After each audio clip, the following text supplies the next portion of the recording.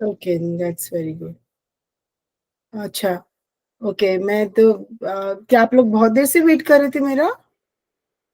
Ma'am अभी अभी prayer खत्म हो गई है, अच्छा, जस्ट अभी। चलो टाइमली ज्वाइन कर लिया मैंने। ओके। और मैं ये जाना, आप लोग ने जो हमने लेसन कर रहे थे वर्ल्ड हेरिटेज का, आप लोगों ने पढ़ा, उसको पढ़ के देखा था? Did you yes read it? I mean some portion we had read, तो आप लोगों ने पढ़ के देखा था उसको? Yes ma'am. समझ में आया जितना हमने किया है उसको? वैसे मैंने उसको एक सिंप्लीफाइड वे में लिख के रख लिया है, सो दैट मैं आपको वो दूंगी तो आप एक बार पढ़ोगे, समझ में आ जाएगा और भी अच्छे से। तो ओके। तो आप मुझे ये बताओ कि what is world heritage site? क्या है वर्ल्ड हेरिटेज साइट? क्या है? Just a quick recap. World heritage site हम किसकी बात करते हैं इसके अंदर? जो अन्य हमने बनाई है और नैसर्गिकता बनी है वो उनकी। अनुष्का, आपकी आवाज कट रही है बेटा, it's not clear. Can you ma'am जो रिपीट? हमारे सांस्कृतिक स्थल होते हैं उनको हम वर्ल्ड हेरिटेज कहते हैं। वर्ल्ड हेरिटेज कहते हैं। और who looks after these sites? इनकी देखभाल, जो वर्ल्ड हेरिटेज साइट्स हैं उनकी देखभाल कौन करता है? और यूनेस्को करता है। UNESCO. Very good. What is the full form of UNESCO?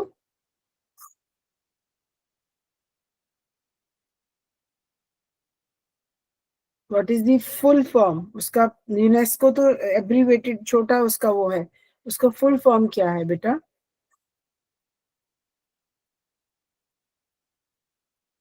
And what is UNESCO? मतलब बाय द वे यूनेस्को है क्या चीज? पहले फुल फॉर्म बताओ, फिर ये बताओ यूनेस्को क्या है।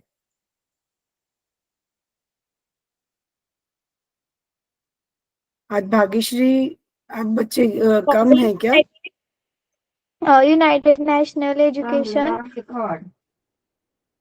United National Educational Scientific and Cultural Organization कहते हैं। Very good, very good. And what is UNESCO? Actually UNESCO का आपने फुल फॉर्म बता दिया। वो वर्ल्ड हेरिटेज साइट्स को जो है देखभाल करती है, उनकी मेंटेनेंस को देखती है, ठीक है ना? बट एक्चुअली वो क्या है? मतलब what is UNESCO? It's a मतलब body, it's an organisation, but वो किसकी जो ऑर्गेनाइजेशन है वो? जो मतलब यूनेस्को की है वो ऑर्गेनाइजेशन, और जो वर्ल्ड हेरिटेज होती है उसमें जो मतलब नहीं, बहुत मैं पुराने और मैं आपसे कुछ और जानना चाह रही हूँ बेटा। मैं ये कह रही हूँ कि यूनेस्को जो है वो किसकी को एजेंसी है? वो क्या है अपने, मतलब वो किसका पार्ट है, किसका पार्ट है, किसका मतलब वो किसका हिस्सा है?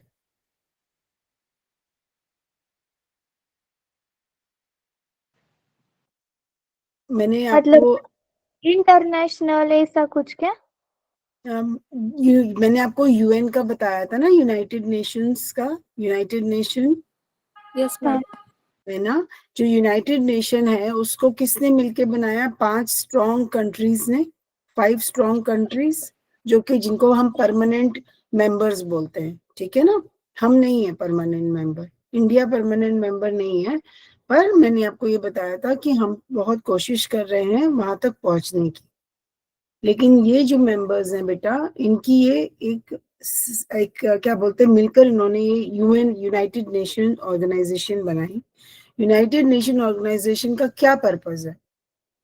कि पूरे संसार में अमन और शांति को बनाए रखना, लोगों के स्वास्थ्य का ध्यान रखना, अमन शांति बनाए रखना, मतलब ऐसी ऐसी चीजें जहाँ जरूरत है, कोई मुसीबत आ जाए तो वहां पर जो है कैसे, आपको पता है ना, जब कभी सूखा पड़ता है या कहीं बाढ़ आ जाती है तो कैसे जो है यूएन जो है अपना इंटरवीन करता है वहां पर, वो जो है उन लोगों को वो सारी चीजें देता है जो कि मतलब लोगों को बाढ़ पीड़ित क्षेत्र में या जहाँ पे सूखा पड़ा है ऐसी जगहों पर लोगों को खाना पहुंच सके, दवाइयां पहुंच सके, ऐसे काम करता है ना कि करता है।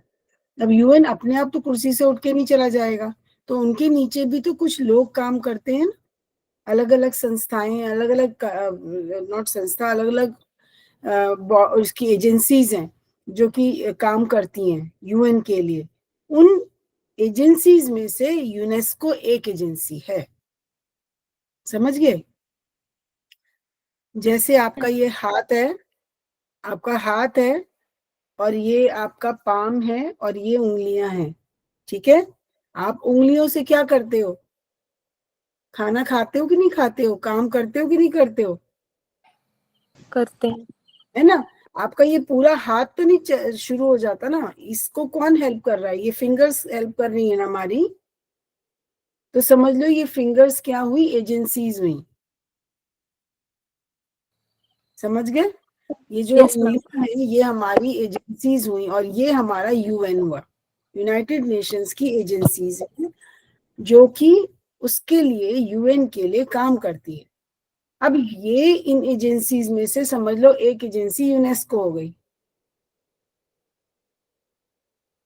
समझ में आया बेटा? मैं आपको एक बड़ा सिंपल सा एग्जाम्पल दे रही हूँ, दो it's a very stupid example, but I think आपको समझाने का तरीका ढूंढ रही हूँ। समझ गए आप? Yes ma'am. ठीक है, ये हमारा यूएन हुआ, और ये उंगलियां हमारी एजेंसीज हुई। इनमें से आप कोई भी एक एजेंसी ले लो, यूनेस्को, जिसका क्या काम है? इन साइट्स का देखभाल करना, ठीक है, उनको बना के रखना, क्योंकि ये हमारी धरोहर है।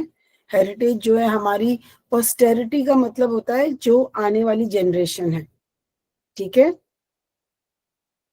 जो उस एरा के, उस पीरियड के, उस एज के जो बिल्डिंग्स हैं, जो चीजें हैं, जैसे आपके मम्मी पापा कुछ कुछ चीजें घर की, आपके दादाजी की, आपके नानू की चीजों को समेट के रख लेते हैं कि हम आगे अपने बच्चों को देंगे। सोचते हैं कि नहीं दे सोचते हैं?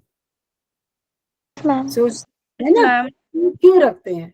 मम्मा भी आपकी कोई ना कोई ऐसा कोई कपड़ा है, कोई जेवर है, कोई कुछ भी है, anything they she will keep, कि मैं अपने बच्चों को दे दूंगी, है ना? फिर वो उनके बच्चे बड़े होते हैं तो वो आगे दे देते हैं, तो आगे आने वाली जनरेशन को भी पास ऑन, ठीक है? तो हमारी कुछ ऐसे पूरे वर्ल्ड में, संसार में कुछ इतनी ऐसी चीजें हैं बेटा जिनका कि कोई नेचुरल इंपॉर्टेंस है, कोई कल्चरल इंपॉर्टेंस है, किसी का नेचुरल एंड कल्चरल इंपॉर्टेंस है। कल्चरल इंपॉर्टेंस का मतलब होता है कि कोई हिस्टोरिकल इंपॉर्टेंस है, जैसे मैंने आपको अपने रेड फोर्ट का एग्जांपल दिया, ठीक है ना? तो आप, कुछ चीजें हमारी ऐसी होती है जिन जो कि नेचुरली फॉर्म्ड होती हैं, जिसको कि हमने नहीं बनाया, they are not man made, nature has created, ईश्वर ने, नेचर ने, प्रकृति ने बना के दिया हमें। अगर हम उन चीजों का देखभाल नहीं करेंगे बेटा, नहीं उनको बचाएंगे, तो हमारी आगे आने वाली जो जनरेशन है, आप हो, फिर आगे आने वाली जो जनरेशन है, वो कैसे, उनको उनको भी तो वो चीजें मिलनी चाहिए ना, वो उनके, दे आर दी एसेट्स, वो उन धरोहर को उनको फिर अब वो संभाल के रखेंगे, आगे आने वाली जनरेशन उसे संभालेगी। सो वी पास ऑन, हम पास ऑन करते हैं, नहीं करते हैं? ठीक है। Yes ma'am. अब यूनेस्को को कैसे पता चलेगा कि कौन सी साइट है जिसको कि मैंने देखभाल करनी है? अब इतनी पूरे वर्ल्ड में बेटा इतनी सारी साइट्स हैं, इतनी सारी बिल्डिंग्स हैं, मॉन्यूमेंट्स हैं, नेचुरल साइट्स हैं, कि वो सबका ध्यान नहीं कर सकते। It is next to impossible. इतना फंड भी नहीं होता है ना, इतना पैसा भी नहीं होता भाई, आप किसी चीज को मेंटेन करोगे, उसकी खूबसूरती को, उसकी सैंक्टिटी को मेंटेन करोगे, तो ऑब्वियसली आपको पैसा तो चाहिए उसको मेंटेन करने के लिए। अब मेंटेन करने के लिए पैसा चाहिए, तो वो हर एक उसमें तो साइट में, चलो बहुत सारी साइट्स हैं, लेकिन उनको सबको मेंटेन करना it's next to impossible. So what do they do? A selection committee is there, वो ये डिसाइड करते हैं कि कौन सी जो जगहें हैं हम उनको चुन लें और एक लिस्ट में डाल दें, और वो लिस्ट हम पास ऑन कर दें यूनेस्को को, ठीक है? और वो जो लिस्ट है उसको हम कहते हैं वर्ल्ड हेरिटेज लिस्ट। क्या बोलते हैं हम उसको? World heritage heritage site list. वो लिस्ट बनाने के लिए देर आर 5 स्टेप्स, और मैंने आपको वो 5 स्टेप्स बताए थे कि कौन से 5 स्टेप्स होते हैं। ठीक है, अब आपके स्कूल में बहुत सारे बच्चे हैं जो कि समझ लो कि they are very good at, मतलब किसी कोई भी, like they are good orators, or they can speak any topic given to them, they can speak on the spot spontaneously। ऐसे होता है ना कि अगर आपको ऑन द स्पॉट कोई टॉपिक दिया जाता है और फिर आपसे एक्सपेक्ट किया जाता है कि आप स्टेज पे जाके आप बोलोगे, अपने व्यूज दोगे, आइडियाज दोगे, उसको बड़े अच्छे से प्रेजेंट करोगे। समझ लो कि पूरे स्कूल में अक्रॉस द क्लासेस बहुत सारे बच्चे हैं जो ऐसे हैं, लेकिन अगर एक इंटर स्कूल कंपटीशन है और स्कूलों के साथ कंपटीशन है, तो टीचर्स लिस्ट बनाती हैं ऐसे बच्चों की। मैम। कौन बच्चा है ना, सब बच्चे मेहनत करते हैं, सब बच्चे उसमें कोशिश करते हैं जो जो बोल सकते हैं, जो कि ऑन द स्पॉट टॉपिक दिया जाता है तो they can speak on it. ठीक है, तो उन उन बच्चों में से भी शॉर्ट लिस्ट किया जाता है कि इनमें से कौन से ऐसे बच्चे हैं जिनको कि हम, तो वो फिर टीचर्स को काम दिया जाता है, हेड ऑफ द डिपार्टमेंट करते हैं। फाइनली वो करते करते जब वो सबके उससे निकलता है स्कैनिंग से, तो जो जितने बच्चे जाने हैं, 2 जाने हैं या 3 जाने हैं, फिर वो फाइनल कौन डिसीजन लेता है? प्रिंसिपल लेती है कि ओके ठीक है। अब प्रिंसिपल को तो नहीं पता ना कि कौन कौन से बच्चे, मैं वो तो नहीं पढ़ा रही है, उन्हें तो नहीं मालूम है कि कौन बच्चा अच्छा है, राइट। तो ऐसे यूनेस्को को तो नहीं पता ना कि कौन कौन सी साइट्स हैं जिनकी हमने देखभाल करनी है, जो वर्ल्ड हेरिटेज साइट लिस्ट में आ गई है। तो उसके लिए एक कमिटी बिठाई जाती है, world heritage committee.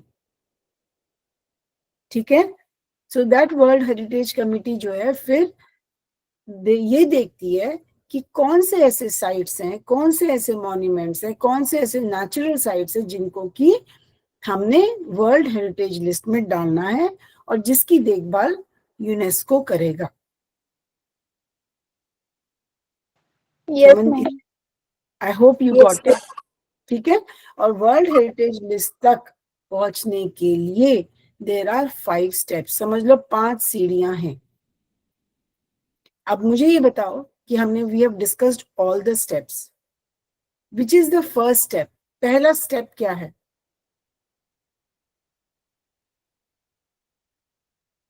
Which is the first step?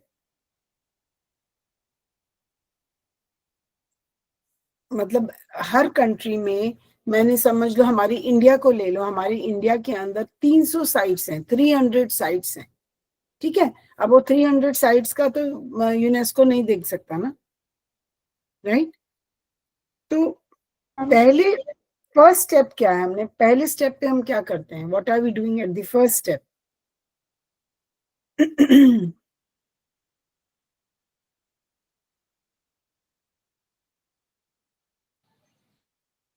बोलो। First is your tentative list. Tentative list, yes. तो पहले लिस्ट बनाई जाती है जिसके अंदर हमने, it's tentative, we have not decided. हमने सोचा हमारे पास, हमारी इंडिया में हर कंट्री फिर इस काम को करती है। ठीक है, सब कंट्रीज अपना अपना देंगी कि अच्छा हमारे कंट्री में 300 साइट्स हैं, इस 300 में से ओके हमने 100 साइट निकाल ली, 100 निकाल ली, हमने वो 100 डाल दी टेंटेटिव लिस्ट में। ऐसी बाकी कंट्रीज भी तो करेंगी ना, सिर्फ हमारा इंडिया ही थोड़ी ना करेगा। ठीक है, अब उन 100 में से जो हमारी तरफ से गई हैं, उन 100 को टेंटेटिव में डाल दी। टेंटेटिव के बाद कौन सी आती है list? Nomination file. Nomination file, nomination list. Nomination में हमने 100 में से उन्होंने चुन के निकाली, इसमें से 50 और बाकी कंट्रीज की भी निकाल ली और लेकर उन्होंने नॉमिनेशन में डाल दी। ठीक है, नॉमिनेशन के बाद क्या आया थर्ड में, तीसरा?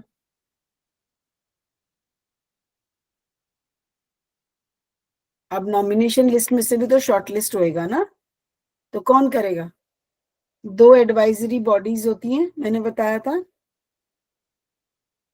2 एडवाइजरी बॉडीज होती हैं ना। आप अपनी किताब लाए हो सब लोग? बुक्स हैं आपके पास? मैं आपको दिखाती हूँ, एक second, just give me 1 minute.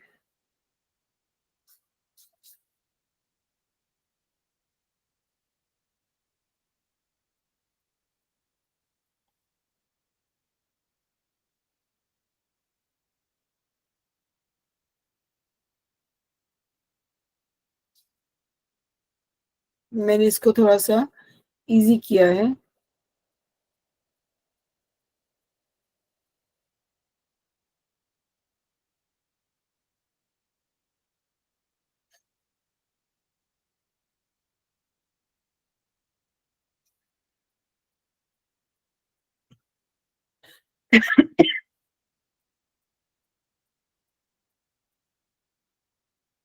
आपको दिख रहा है बेटा? Yes ma'am. Yes ma'am. दिख रहा है ना?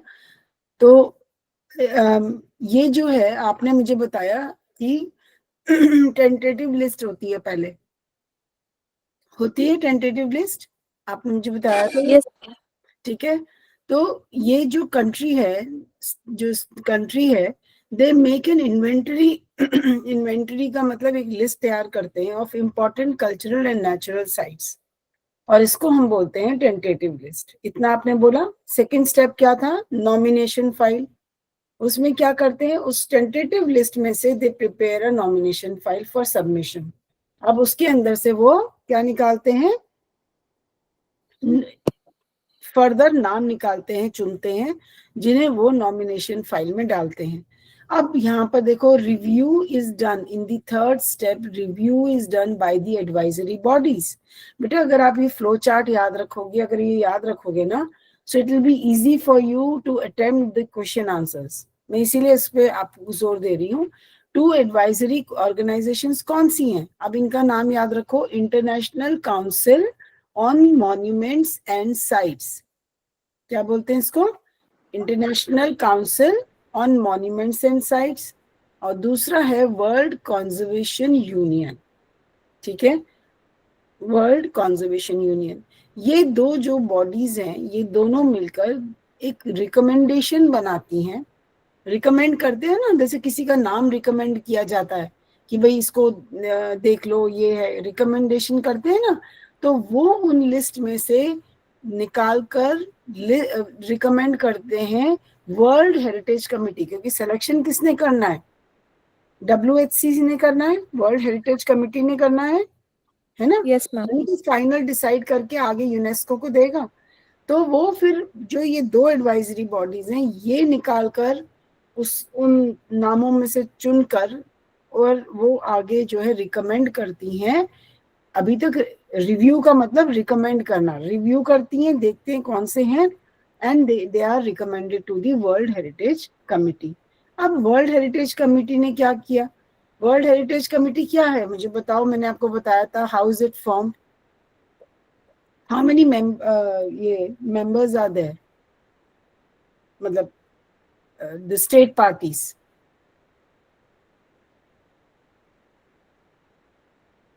मैंने बताया था ना कि 6 साल के लिए सिलेक्ट होते हैं वो लोग, इलेक्ट होते हैं, सिलेक्ट कह रही हूँ, इलेक्ट होते हैं।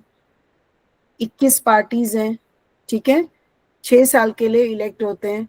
हर साल वो बैठकर वो रिव्यू करते हैं इस चीज को कि कौन सी साइट्स को जो है हमने मेंटेन करना है, रखना है, कौन सी साइट्स जो है अब नहीं वर्ल्ड हेरिटेज साइट कहलाएंगी, उनको हटा देना है ना? तो ये जो वर्ल्ड हेरिटेज कमिटी है, जो साल में एक बार मिलती है, उनको ये लिस्ट पकड़ा दी जाती है। अब इनका क्या काम है वर्ल्ड हेरिटेज कमिटी का? ये उसमें से बेटा 5th स्टेप आ गया हमारा। ये इनमें से अप्रूव करते हैं, वो ये देखते हैं कि इनके कुछ 10 क्राइटेरिया हैं, 10 क्राइटेरियाज, जिसमें अगर वो वर्ल्ड हेरिटेज साइट अगर वो बिल्कुल निपुण उतरता है, अगर लगता है कि हाँ ये सारी हमारी इतनी रिक्वायरमेंट्स पूरी करता है। अब वो 10 क्या क्राइटेरिया हैं वो हमें नहीं मालूम, उन्होंने बोला 10 क्राइटेरिया हैं। अगर वो क्राइटेरिया सेटिस्फाई करता है वो पर्टिकुलर साइट, तो फिर वो उस लिस्ट में उसको हम वर्ल्ड हेरिटेज लिस्ट में चढ़ा देते हैं। उसका नाम किसमें चढ़ा देते हैं? World heritage. World heritage list. और वर्ल्ड हेरिटेज लिस्ट अगर नाम चढ़ गया तो फिर उसकी देखभाल कौन करता है बेटा? यूनेस्को। यूनेस्को। अगर वो कभी कभी वो अगर वो चीज अपनी वैल्यू खो देता है, वो जो साइट है अगर उसकी कोई कीमत नहीं रहती, कीमत इन नॉट इन पैसों के मामले में, मतलब इम्पोर्टेंस नहीं रहती, अगर कुछ ऐसी चीज हो जाती है कि वो खत्म हो जाती है, खंडित हो जाती है, कुछ ऐसा होता है, तो फिर उसको उस लिस्ट से भी हटा दिया जाता है। राइट। सो मेन जो काम है वो वर्ल्ड हेरिटेज कमिटी का है। ठीक है बेटा, वर्ल्ड यस हेरिटेज कमिटी का है। अब मैं इसको स्टॉप शेयरिंग कर रही हूँ and coming back to your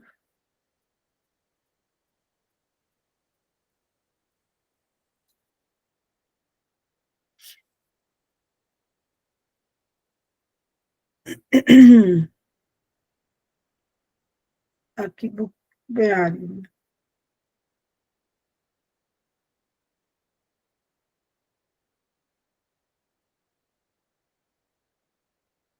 हमने यहाँ तक पढ़ा था, वर्ल्ड हेरिटेज कमिटी हमने कर लिया था।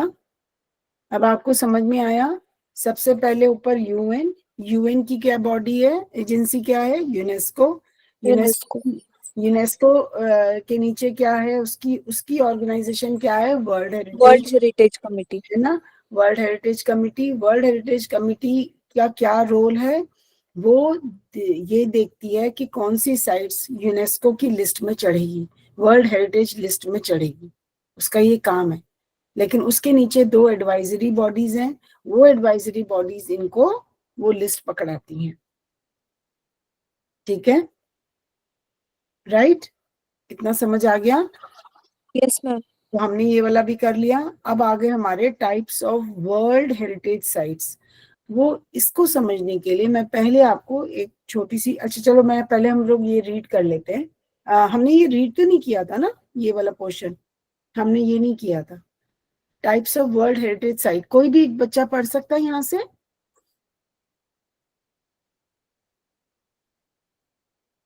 कौन पढ़ेगा?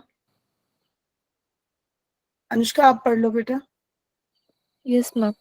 Read As it. of 2009, there are 890 World Heritage Sites that are located in 148 countries.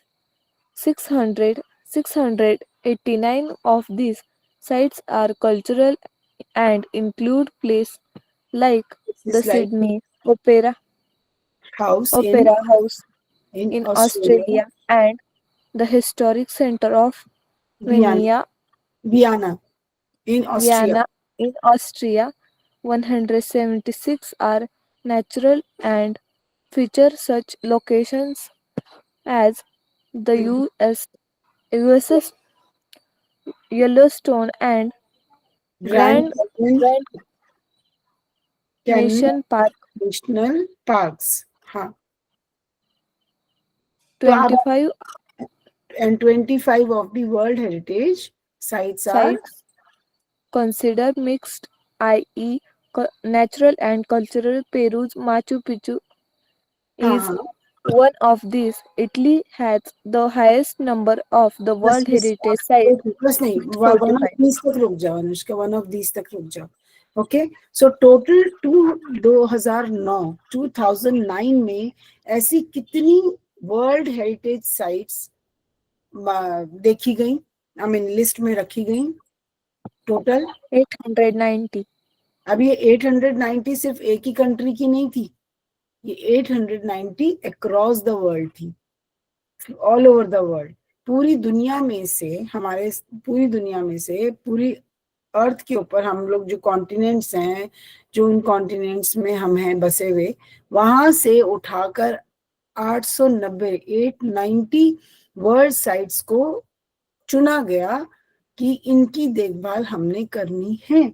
अब उनमें से 890 में से 689 जो है कौन सी साइट्स थी? कल्चरल साइट्स थी। कल्चरल का मतलब आपको मैंने बताया, Yes, ma'am. It is different from natural. हाँ, जो कि हमारी कल्चर को बताती है, हमारी उस एरा को बताती हैं, जो हमारा जो समय बीत गया, हम तो नहीं थे उस समय, तो आज हम कितना एंजॉय करते हैं जब हम ऐसी जगहों पे जाते हैं जो कि 200 साल पहले, 300 साल, 1000 साल पहले मतलब थी, राइट। तो अब वो वाली दुनिया, वो समय तो खत्म हो गया, हम आज हैं। आज हम जब उन जगहों को विजिट करते हैं तो हमें अच्छा लगता है ना, हमें लगता है ना हम उस जमाने में पहुंच गए, ऐसे होता था, वैसे होता था, ठीक है। तो ऐसे वो कह रहा है कि 689 ऐसी कल्चरल साइट्स हैं जिनकी की हिस्टोरिकल इम्पोर्टेंस है, कल्चरल इम्पोर्टेंस है, ठीक है। और उसके अलावा 176 ऐसी साइट्स हैं जो कि नेचुरली क्रिएटेड हैं और उनकी भी इम्पोर्टेंस है, ठीक है। नेचुरली क्रिएटेड समझते हो ना, जिसमें आ गए लेक्स, आ Yes, गए ma'am. फॉरेस्ट, आ गए आपके, ठीक है, ऐसी ऐसी चीजें आ गई। तो ये जो 176 है वो तो है नेचुरल, एंड 689 है कल्चरल। उसके अलावा वो कह रहे हैं कि 25 ऐसी हैं जिनकी की दोनों इंपॉर्टेंस है, नेचुरल भी और कल्चरल भी, ठीक है। उस नेचुरल और कल्चरल साइट का उन्होंने ये एग्जाम्पल दिया है, पेरूज माचू पिचू, ये इन वन ऑफ दीज, ये वाला उन्होंने एक एग्जाम्पल दिया है, ठीक समझ गए आप। उन्होंने डिवाइड कर दिया आपको अच्छे से समझाने के लिए। मैं 1 मिनट, मैं बार बार उसको स्टॉप शेयरिंग कर रही हूँ, 1 सेकेंड, मैं आपको इस पे ले जा रही हूँ। अब देखो आप,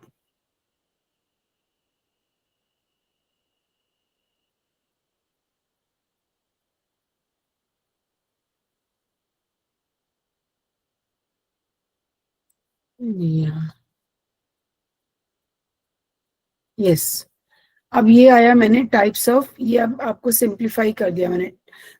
types of world heritage sites मैंने डिवाइड करके आपके सामने रख दिया। बेटा अगर नहीं समझ आएगा तो प्लीज आप मुझसे पूछो, ओके, चुप नहीं रहना Yes, है। ma'am. Some I know it's a little tricky lesson, थोड़ा सा इसको समझने में टाइम लगता है, लेकिन अगर नहीं आ रहा है तो प्लीज आस्क मी। ये आपने टाइप्स हमने समझे थे when we had started reading the lesson, we realized that there are 3 types of sites. To be very frank, मुझे भी नहीं मालूम था कि कौन से 3 साइट्स होते हैं जिनका की वर्ल्ड हेरिटेज साइट में उनकी गिनती होती है, ठीक है। तो हमारे पास 3 टाइप की साइट्स हैं। एक है कल्चरल साइट्स, कल्चरल साइट्स तो मॉन्यूमेंट्स हैं, बिल्डिंग्स हैं, है ना। तो वो तो हमने बनाई है, मतलब हमने नहीं, मैन मेड है, इंसान ने बनाई है, ठीक है। और उनकी एक आती है नेचुरल साइट्स, जो कि ईश्वर ने, प्रकृति ने क्रिएट करी है, जिसके अंदर हम किनको गिनते हैं बेटा, ये कोई पढ़ के बताएगा मुझे, हम किनको गिनते हैं? Forest, Mountains or national natural park, national national, parks. ठीक है, उनको नेशनल पार्क्स बोलते हैं। ऐसे पार्क्स जो कि, एक तो पार्क हम बनाते हैं, बागीचे, एक होता है जो कि कुदरती बने हुए होते हैं, ठीक है। उसके अंदर फिर आ गया मिक्स्ड साइट्स, ये हमने पढ़ी थी कि कौन सी होती है मिक्स्ड, जिसमें कल्चरल और नेचुरल दोनों एक साथ होती है, ठीक है। एक ही साइट की कल्चरल वैल्यू भी है और नेचुरल वैल्यू भी है, समझ गए बेटा। तो ऐसी उन्होंने 2009 में उन्होंने 689 तो कल्चरल साइट्स देखी, 176 कितनी देखी बेटा, नेचुरल साइट्स, 25 क्या देखी बेटा, मिक्स्ड साइट्स, ठीक है। मिक्स्ड मतलब कल्चरल प्लस नेचुरल। और कल्चरल साइट्स का उन्होंने एग्जाम्पल क्या दिया, Sydney opera house in Australia and historic centre of Vienna Austria, ये एग्जाम्पल दिए उन्होंने। ऐसे मतलब 689 में से 2 एग्जाम्पल दिए उन्होंने, ठीक है। Yes, ma'am. समझ स्नेहल, सान्या, समझ आ रहा है बेटा? Yes ma'am. ठीक है। यस। उसके नेचुरल साइट्स में से उन्होंने एग्जांपल दिया Yellowstone national park and grand Canyon of US. उन्होंने इसको भी, ये भी 176 में से उन्होंने आपको 2 एग्जांपल दे दिए। अब सारे एग्जांपल तो नहीं दे सकते, सारे तो नाम नहीं बता सकते ना बेटा आपको, ठीक है। और 25 जिसके की दोनों इंपॉर्टेंस है, वो ये माचू पिच्चू पेरू, ये जो है इसका इन्होंने आपको एग्जांपल दे दिया, जो कि 25 में से एक साइड दी है। इतना सबको समझ आ गया? ये जो मैंने ग्राफिक बनाया इससे समझ आया आपको? Yes ma'am. ठीक है, I will share it with you. ये रिसोर्स आपके साथ शेयर करूंगी तो फिर आप उसको अच्छे से समझ जाओगे। अब आप पहले, इससे पहले हम आगे बढ़े, बिकॉज नेक्स्ट पैराग्राफ पढ़ें, तो प्लीज ट्राई टू अंडरस्टैंड कि वर्ल्ड डिस्ट्रीब्यूशन कैसे होता है। आपने अर्थ देखी है, ठीक है, उसके ऊपर कॉन्टिनेंट्स है ना, तो उन्होंने यस मैम। इसको कैसे डिवाइड किया, उन्होंने उसमें से कैसे डिवाइड करा है, 5 रीजन्स बनाए उन्होंने, 5 रीजन्स। एक रीजन हो गया आपका अफ्रीका, दूसरा हो गया ऑल अरब स्टेट्स, अरब कंट्रीज, तीसरा हो गया आपका एशिया एंड पैसिफिक, जिसके अंदर आप ऑस्ट्रेलिया को एंड ओशियानिया इनको भी इंक्लूड करते हो। एक हो गया आपका यूरोप एंड नॉर्थ अमेरिका, और दूसरा होगा लैटिन अमेरिका एंड कैरिबियन। ठीक है, इस तरह से इन्होंने 5 रीजन्स में, 5 रीजन्स में उन्होंने पूरी अर्थ के कॉन्टिनेंट्स को तोड़ दिया। ठीक है, तोड़ के उन्होंने ऐसे 5 रीजन बना लिए। उन 5 को में से सिलेक्शन करते हैं, वो डिसाइड करते हैं कि कौन कौन सी साइट्स को यूनेस्को देखेगा। ठीक है, so this is how the entire world has been divided into 5 regions to manage and protect these sites. समझ आ गया है ना? Yes ma'am. अच्छा, अब मैं इसको स्टॉप करके आपकी किताब पे आ रही हूँ। मैं इसीलिए आपको बीच बीच में दिखा रही हूँ, so that right.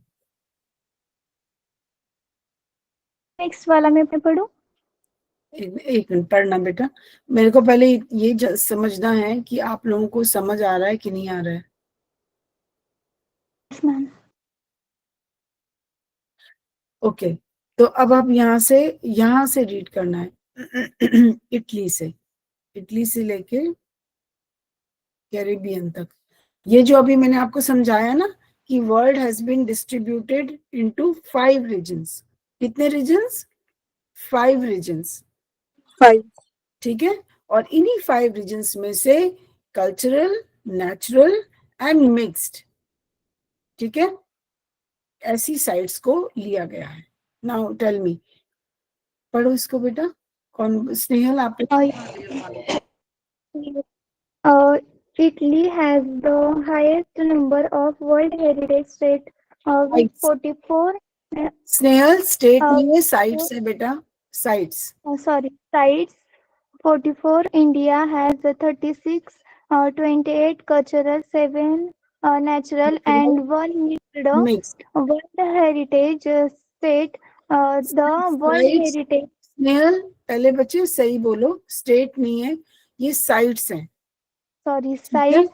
The World Heritage Community has divide the world's countries into 5 geographic zones, which include Africa, Arab states, Asia Pacific, including Australia and Oceania, Europe and North America and Latin America and Caribbean. and the Caribbean. Right, तो अभी मैंने आपको यही दिखाया, वो आपको graphic organiser से दिखाया कि 5 रीजन्स में डिवाइड कर दिया पूरे वर्ल्ड को। आई मीन सारी कंट्रीज को, मतलब एक अरब कंट्रीज हो गई, एक एशियन हो गई, यूरोप हो गया, अमेरिका हो गया, अमेरिका को भी तोड़ दिया उन्होंने, अलग अलग कर दिया। ठीक है, तो ऐसे 5 ये जो रीजन्स हैं वहां से इन्होंने टोटल 890 साइट्स उठाई हैं। प्लीज रिमेंबर 890 साइट्स, जिसमें से 689 are they are cultural, 176 are natural and 25 are mixed. और इनमें से जो इटली है उसकी सबसे ज्यादा हेरिटेज साइट्स हैं। कितनी है टोटल? इटली की सबसे ज्यादा साइट्स हैं उसके अंदर, कितनी है टोटल? 44 है, राइट। एंड उसके बाद आता है इंडिया। इंडिया की कितनी है?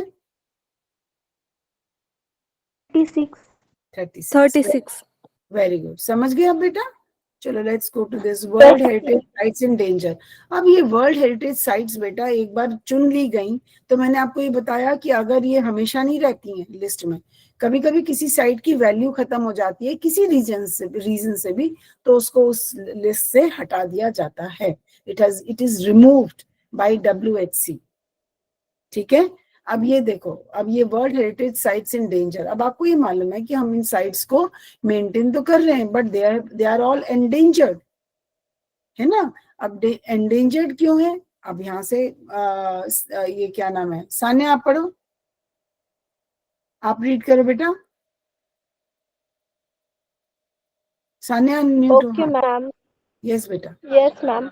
Oral heritage sites बेटा आप लोग in रियलाइज करो, it is not sits, it is sites, sites. okay हाँ, sites in danger.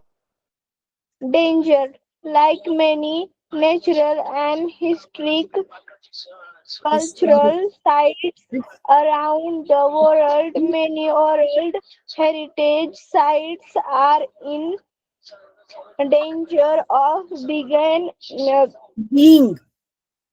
being destroyed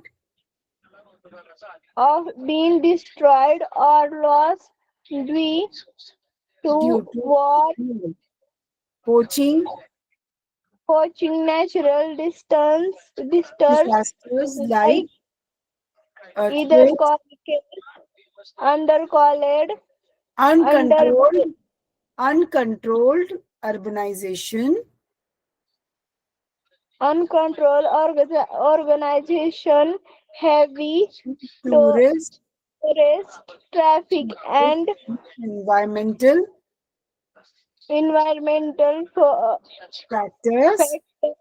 factors like air pollution pollution and and acid rain.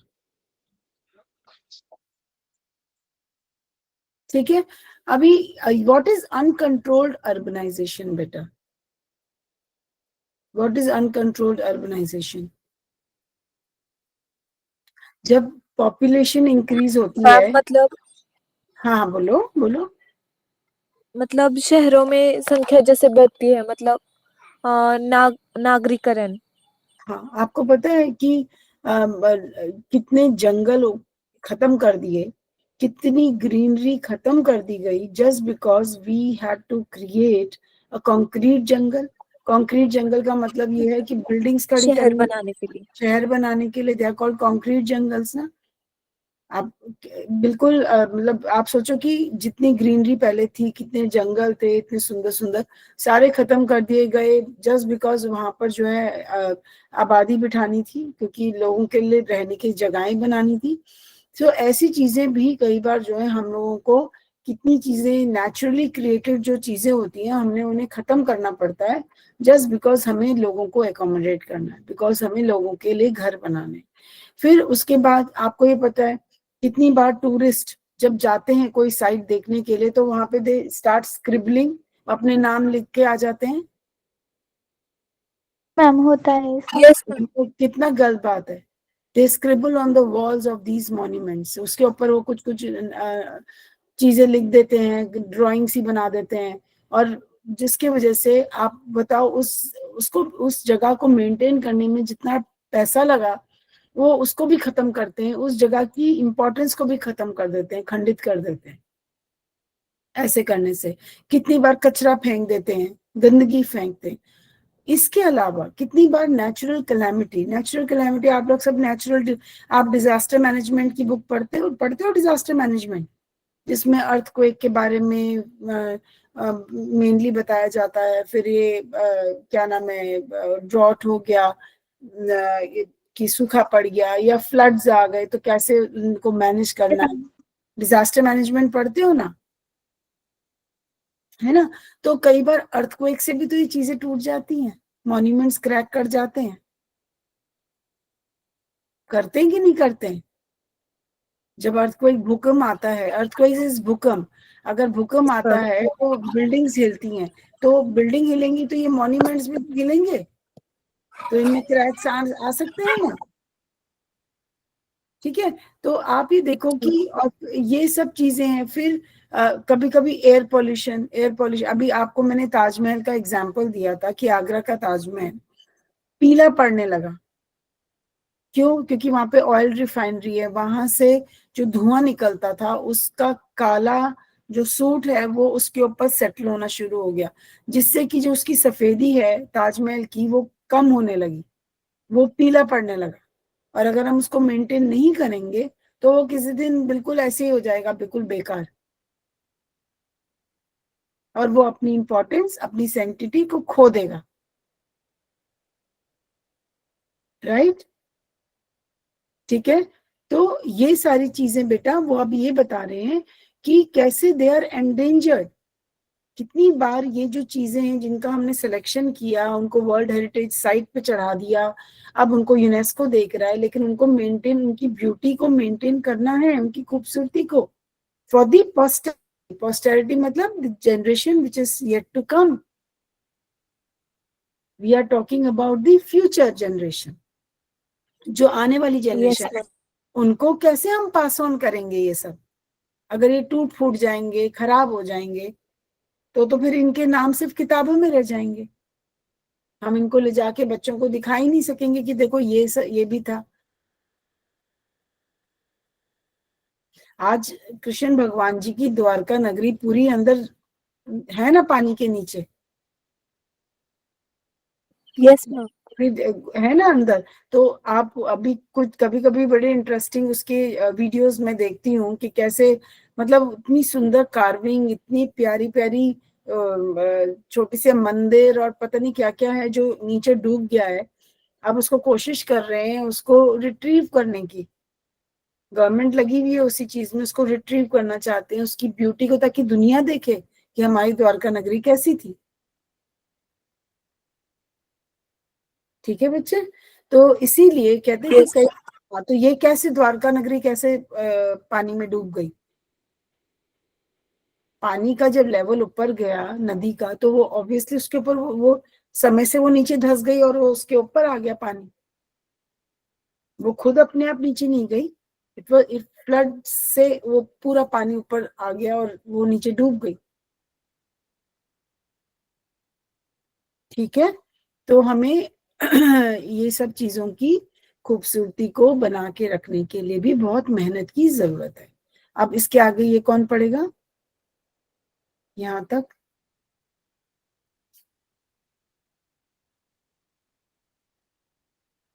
कौन पढ़ेगा? स्नेहल, अनुष्का, जीवन, आई सॉ जीवन का नाम, जीवन इज देयर,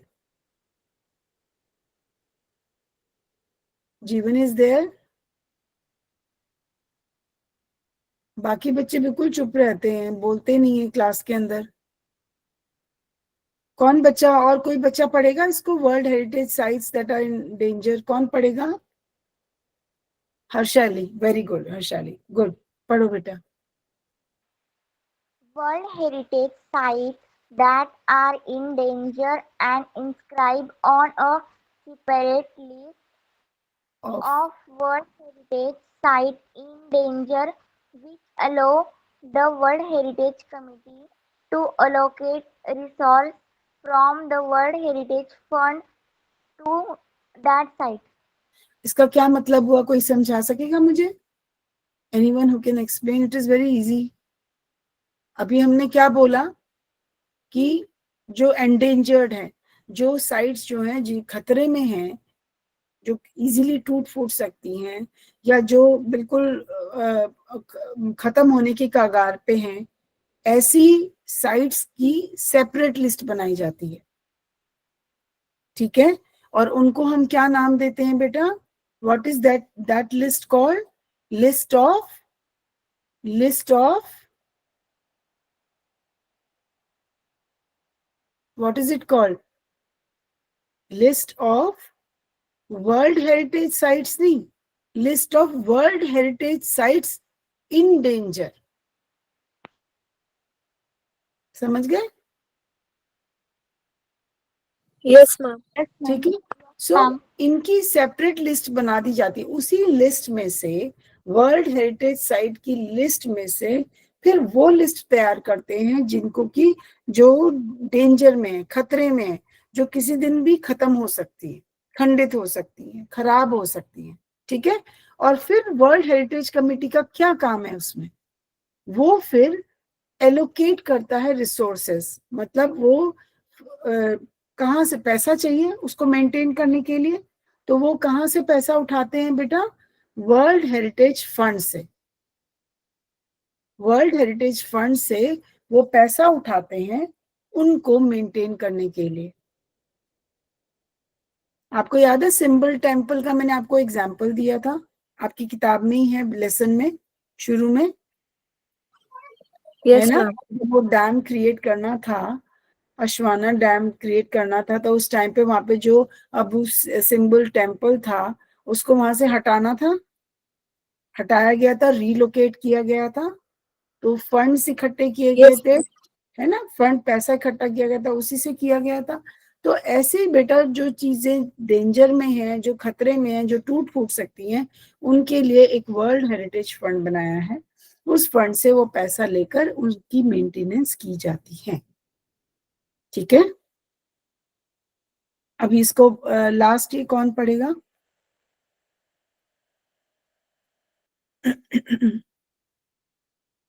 इसको पढ़ो बेटा. कोई और बच्चा पढ़ेगा इसको? अनुष्का आप ही पढ़ लो.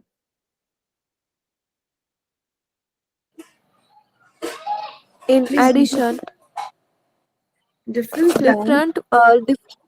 different plans are put into place to protect and or restore the site. The site. If, however, a site loses the characteristic which allowed for it to be originally included on the World Heritage List, the World Heritage Committee can choose to delete the site from the list. To Yes. learn more about World Heritage Sites, visit the World Heritage Center's website at WCH UNESCO Organization. www.unesco.organization. ये website है जहाँ से हमें इन sites के, अगर हमें world heritage sites के बारे में जानना है ना कि कौन कौन सी हैं, तो आप ये वाली साइट को अगर विजिट करोगे तो आपको मालूम पड़ जाएगा. अब वो ये कह रहे हैं कि हमने एक वर्ल्ड हेरिटेज लिस्ट मतलब तैयार कर ली, which of all those monuments, all those sites which are in danger, और उसके लिए फंड्स भी इकट्ठा करते हैं और फिर उसमें पैसा लगा के उनको बचाने की कोशिश करते हैं. पर यदि अगर वो खराब हो जाएं, if they lose their characteristics, मतलब अगर उनकी इंपॉर्टेंस खत्म हो जाए, वो टूट फूट जाए किसी भी रीजन से या हो जाए, तो फिर उसको वर्ल्ड हेरिटेज कमेटी की को ये पावर है कि वो उसको वर्ल्ड हेरिटेज साइट लिस्ट से हटा दे, फिर उस जगह को. बट ऐसे बहुत rarest of the rare cases में होता है.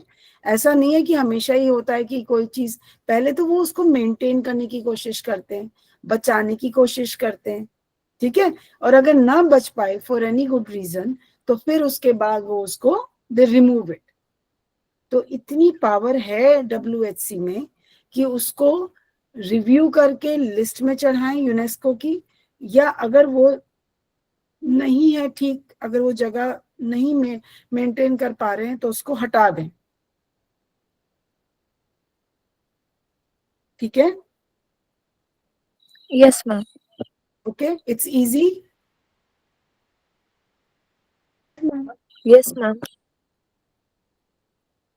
तो अब हम आए इसके अंदर, हालांकि मैंने ये लिख के रखा हुआ है, लेकिन अब आपको ये आजकल हिस्ट्री में dates are not important as per your क्या नाम है, जो डिसाइड किया है भाई सीबीएसई। तो हम लोग कहते हैं कि जो बच्चों को डेट्स हिस्ट्री में पढ़ाई जाती हैं, याद कराई जाती हैं, वो बहुत सारी हैं, उनको याद करने की जरूरत नहीं है। But these are some of the important dates जो आप दिमाग में रख सकते हैं। 2009 में तो 890 वर्ल्ड हेरिटेज साइट्स चुन ली गई थी from 5 different regions as per UNESCO, आपको मैंने बता दिया था। ठीक है, और अभी 1959 में UNESCO launched an international campaign किया था, आपकी किताब में दिया हुआ है शुरू में ये कैंपेन Yes, चलाया ma'am. था ना, UNESCO launched an international campaign. ये किस लिए चलाया गया था international campaign? I think this was related to the temple और व्हाट। ये रहा ऊपर हमने किया था ये 1950, ये रहा 9 इजिप्ट में ये लिखा है ना कि in 1954 Egypt started plans to build Aswan high dam to collect and control water from river Nile. ठीक है, the initial plan for the dam's construction would have flooded the valley containing the Abu Simbel temples and the scores of ancient Egyptian artifacts. To protect the temples and artifacts, UNESCO launched an international campaign in 1959 that called for the dismantling and movement of the temples to higher grounds. हाँ, तो 1959 में इन्होंने क्या किया था बेटा, उन temples को और उन चीजों को, आर्टिफैक्ट्स को जो कि मैनमेड थे, उनको बचाने के लिए, बिकॉज डैम क्रिएट होता तो वो खत्म हो जाते, तो उनको रीलोकेट करने के लिए पैसा चाहिए था, यहाँ से उठा के वहां ले जाने के लिए पैसा चाहिए था। मैंने आपको फोटो भी दिखाई थी सिंबल टेम्पल की पिछली क्लास में, प्रीवियस क्लास में, याद है ना? Yes, तो ma'am. उनको वहां से रीलोकेट करने के लिए दे नीडेड फंड। अब उसके लिए उन्होंने एक इंटरनेशनल कैंपेन चलाया था, that was in 1959, so I was right. ठीक है, याद हो गया। ऐसे ही 1965 white House conference in the United states. White house क्या है बेटा? What is white house?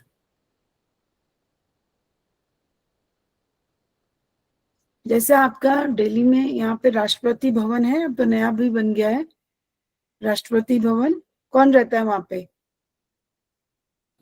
Rashtrapati. हाँ, तो वहां पे ये व्हाइट हाउस में भी राष्ट्रपति रहते हैं और ये उनका ऑफिशियल रेजिडेंस है, वो वहां पर रहते भी हैं और वहां से काम भी करते हैं।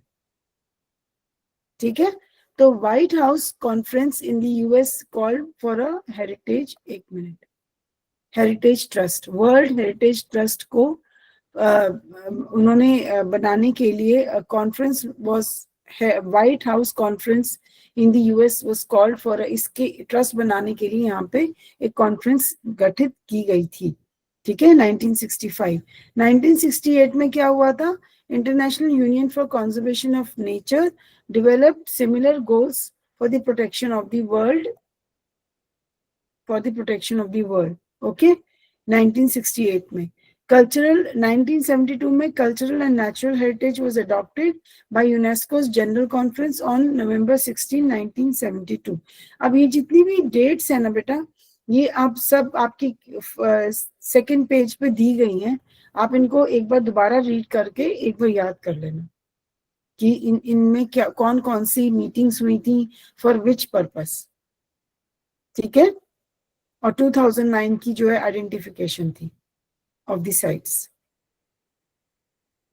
ठीक है, ये कर लोगे आप? Yes, ma'am. Yes, ma'am. अब आ गया नेम द फॉलोइंग, ये भी मैंने सारा लिखा हुआ है, if you want you can copy it right now, मैं जैसे जैसे बोलती जा रही हूँ, नहीं तो आप बाद में भी कर सकते हैं, ओके। तो ये name the following the country where the mount Huangshan is situated, तो ये तो चाइना में थी, ये तो हमने पढ़ा था।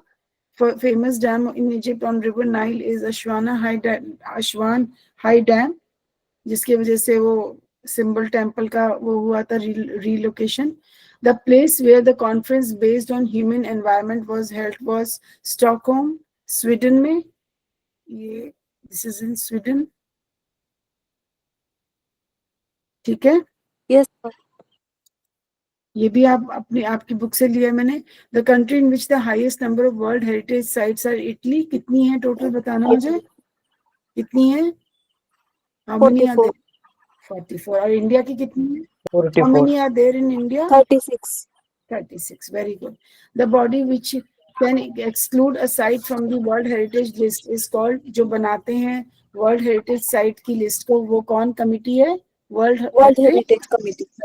ओके। अब आपका टाइम खत्म हो गया है, लेकिन मैंने जो आपके लिए वो जो ग्राफिक ऑर्गेनाइजर से जो मैंने आपको सिंप्लीफाई किया है पूरा लेसन, वो मैं आपके साथ आज as a resource material share कर दूंगी, ठीक है। तो आप उसको एक बार पढ़ लीजिए, देख लें, और अगर आपको कोई भी ऐसी चीज लगती है कि नहीं समझ आई है, वंदना मैम दोबारा समझाए, I am ready to explain you. Okay बच्चे, Yes, ma'am. ठीक है, I stop sharing it now.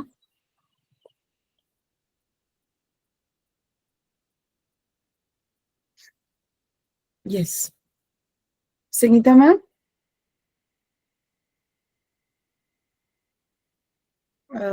I think Sangeeta ma'am is there. Is she there? Ma'am, yeah, you are there. हाँ हाँ Yeah, मैम। मैम कर लिया, class तो हो गया है। Okay, thank you ma'am. Thank you बच्चे, थैंक यू बेटा। मैं शेयर कर रही हूँ आपके साथ रिसोर्स मटेरियल, ठीक है।